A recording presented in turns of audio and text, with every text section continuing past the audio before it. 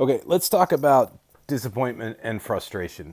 If you're an entrepreneur or a leader of any type, doesn't matter what role you're in, you will invariably, if you haven't already, be met with frustration, disappointment. So let's talk about what that is.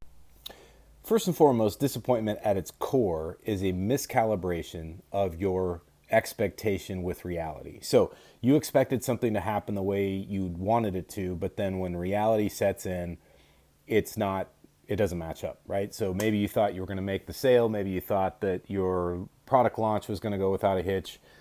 Maybe you've been working out and you thought you'd be bigger, better, faster, whatever by now. You thought your business would have grown 10x by now because some guru told you it would, and you're super frustrated. Look, I get it, but here's the reality.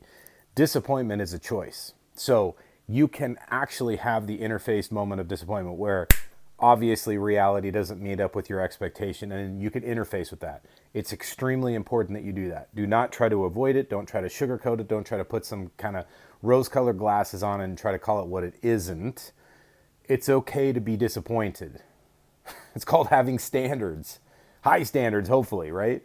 And as a true driven, you guys already know this. Like you're driving and working your ass off for something important, something significant, something worthwhile. Now, as a result of that, there is a part where you have to kind of learn to deal with it. So my very first step that I strive for whenever I get disappointed is to physically leave the situation if I can.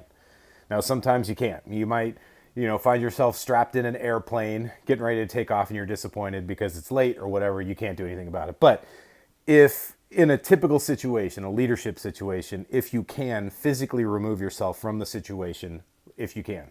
Outside is best, in nature, if in the sun, if you can get to it. The sun's actually pretty awesome today.